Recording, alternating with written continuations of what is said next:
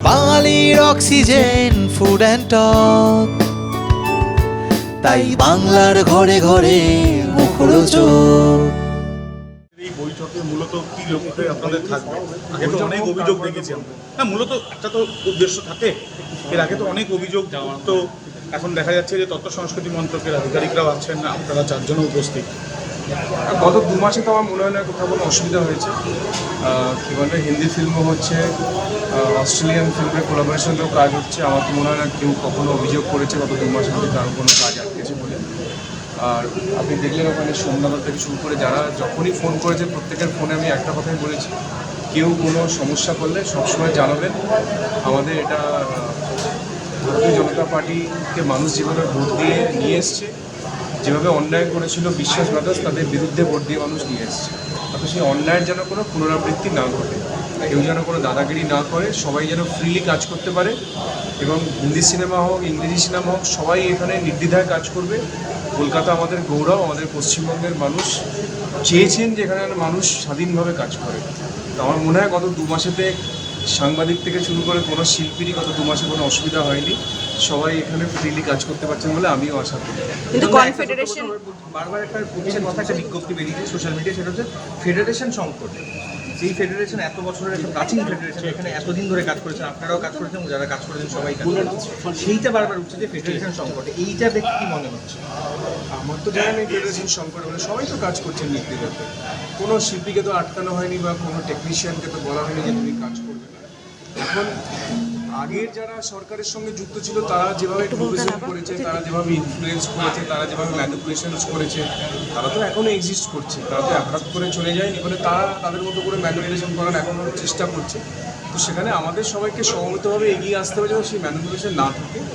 সবাই মিলে যদি আমরা সবাইকে সাহায্য করি, আমার মনে হয় না যে সে ম্যানিপুলেশনস বা যেভাবে ওরা ইনফ্লুয়েন্স করতো, ম্যাল প্র্যাকটিস করতো, সেগুলোকে আস্তে আস্তে বন্ধ করা যাবে। তখন একদিনে তো কিছু চেঞ্জ হয়ে যায় না।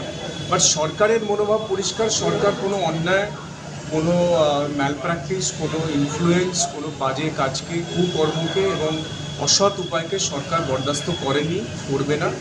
এটা সরকারের একদম clear cut instructions to every stage of the administration. তো সেখানে আমাদের নন্দনেতেও ধরুন আগে সিনেমা রিলিজ করতে গেলে আপনারা জানেন যে কারো রেফারেন্স ছাড়া এখানে সিনেমা রিলিজ করা যেত না। এখন আশা করি সেই সমস্ত প্রবলেম হয় না।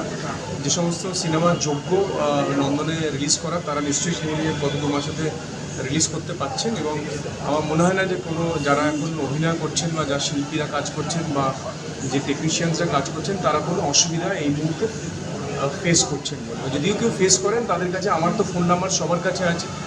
তো আমি সবসময় বলেছি আমাকে মেসেজ করবেন, ফোন করলে অনেক সময় ফোন ধরতে পারি না, মেসেজ করবেন, চেষ্টা করবো সলভ করে দেওয়ার। এবং আমাদের মাননীয় মুখ্যমন্ত্রী পরিষ্কার বার্তা দিয়েছেন সবাইকে যে এই পশ্চিমবঙ্গ সবার, এই পশ্চিমবঙ্গে সবাই সুস্থভাবে, সুন্দরভাবে, নির্দ্বিধায়, স্বাধীনভাবে কাজ করবে। একটা কথা যে কনফেডারেশনের আন্ডারে এখন যেহেতু ফর্ম ফিলিং হয়েছে, অনেকে কার্ডও তৈরি হয়ে গেছে, যারা থাকছেন না এই ভয়টা অনেকের হচ্ছে যে তারা ব্যান হতে পারেন। সেক্ষেত্রে আমরা উদাহরণ হিসেবে দেখতেই পাই সোমনাথরা বা হিমাদিতি কাজে আটকানো হয়েছে, সেই ভয়টা কিন্তু কাজ করছে। না, এটা আপনার একদম, আমি আপনার কথার সঙ্গে ডিসএগ্রি করলাম। আপনার ডিসএগ্রিমেন্ট আছে, কারণ সোমনাথদাকে কেউ আটকায়নি। সোমনাথদার সঙ্গে হয়তো কেউ মিসকমিউনিকেট করেছিল। সোমনাথদা আমাকে সঙ্গে সঙ্গে ফোন করেছিলেন। আমি বলেছি আপনাকে কেউ আটকে দিয়েছে যে আপনাকে শুটিং করতে দিচ্ছে না? বললেন না, এরকম হয়নি। কেউ কিছু বলার চেষ্টা করেছিল, কেউ কিছু ম্যানিপুলেট করার চেষ্টা করেছিল, বাট তাদের সেই দুরভিসন্ধি সঙ্গে সঙ্গে আমরা আটকে দিয়েছি। এবং যে মুহূর্তে সোমনাথদা আমাকে জানিয়েছিল, সঙ্গে সঙ্গে সোমনাথদাকে ফোন করে বলেছি কেউ যদি আপনাকে কাজে আটকে আমাকে সঙ্গে সঙ্গে জানাবে। এবং এখনও আপনাদের সবার সামনেই দেখা হলো, সোমনাথদা বললো না আমাকে তোমাকে ফোন করার পরে। আর কারণ সোমনাথদা যখন অ্যাসিস্ট্যান্ট ছিল সুব্রতদার, তখন সোমনাথদা আমার সঙ্গে কাজ করেছে 2007 সালে নবাব নন্দিনী সিনেমাতে।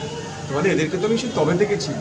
বলে আপনাদের কাছে কোনো ভুল কমিউনিকেশন গেছে, কেউ আটকায়নি, কেউ কাউকে ব্যান্ড করেনি, এবং পশ্চিমবঙ্গে কেউ কাউকে ব্যান্ড করার ক্ষমতা কারণ নেই। পরিষ্কার করে আরেকটা বিষয়, কেউ যদি বলতে হচ্ছে আমি ব্যান্ড করবো, আমরা সে পশ্চিমবঙ্গ থেকে তাকিয়ে আমরা বার করে দেবো। হিরণদা আরেকটা কনফেডারেশনের আয়তায় যারা আসছে না, তাদের বিরুদ্ধে এফআইআর এর একটা বিষয় কিন্তু উঠে আসছে। থানায় বহু টেকনিশিয়ানদের এফআইআর। আমি সত্যি ফেডারেশন এসব ব্যাপারগুলো জানি না। আমার কাছে পরিষ্কার একটা বার্তা ছিল, আমি মাননীয় মুখ্যমন্ত্রীকেও বলেছিলাম এবং আমাদের দপ্তরের প্রিন্সিপাল সেক্রেটারি তাকেও পরিষ্কার করে আমার তরফ থেকে বলা আছে, যেহেতু আমি 2007 থেকে এখানে সিনেমা করেছি। ফলে আমার যেটুকু অভিজ্ঞতা আছে সেখান থেকে আমি পরিষ্কার বলেছি সবাই কাজ করবে, কারোর কোনো বাধা থাকবে না। কার্ড থাকুক না থাকুক, কেউ যদি যোগ্য হয়, তার যোগ্যতা তো আমরা কার্ড দিয়ে আটকে রাখতে পারি না, তাই না? অনেকে মনে হতে পারে যে আমার কার্ড করার দরকার নেই, বাট আমি যোগ্য। যদি কোনো ডিরেক্টর প্রডিউসার মনে করেন যে সে যোগ্য ব্যক্তি, সে যার কাছে কার্ড আছে তার থেকেও বেশি যোগ্য, সে নিশ্চয়ই কাজ করবে। কারণ আমাদের ফিল্ম ইন্ডাস্ট্রিতে তো কোনো চাকরি নয়, এমপ্লয়মেন্ট নয়, তো ফ্রিল্যান্সিং।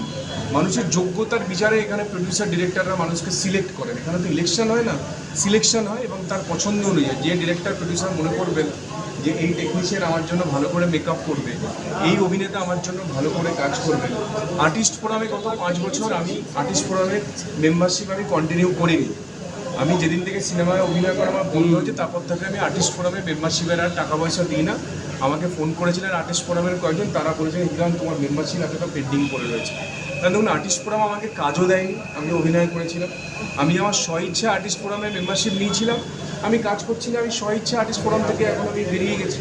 আর্টিস্ট ফোরামে থাকলেই যে অভিনয় করতে পাবো এরকম তো কোনো কোথাও পৃথিবীতে কোনো আইন নেই, তাই না? এটা ফ্রিল্যান্সিং একটা। আপনি সাংবাদিক, আপনি যদি মনে করেন সাংবাদিকতা করবেন, আপনাকে কে আটকাবে? হ্যাঁ, এখন যদি মনে করেন যে আপনি স্বাধীনভাবে আপনাকে আটকাতে পারবে, কেউ আটকাতে পারবেন। এখন যদি কোনো প্রতিষ্ঠানে আপনি যান চাকরি করার জন্য, সেই প্রতিষ্ঠানের উপর ডিপেন্ড করছে সে আপনাকে নেবে কি নেবে না। এবার পৃথিবীর ইতিহাসে শিল্প এমন একটা জিনিস, শিল্পী এমন একটা জিনিস, তাদেরকে স্বাধীনভাবে কাজ করতে দিতে হবে, তাদেরকে কোনো রকম ছড়ি ঘুরিয়ে তাদেরকে আটকে রাখা যাবে না। পৃথিবীর ইতিহাসে হয়নি আজ অবধি, আমাদের পশ্চিমবঙ্গ হবে না। মাননীয় মুখ্যমন্ত্রীর একদম সম্পূর্ণ নির্দেশ, ক্লিয়ার ইনস্ট্রাকশনস, শিল্পী শিল্প সত্তাকে কোনো রকম আইন কানুন দেখিয়ে আমরা আটকে রাখতে চাই না, চাইবও না।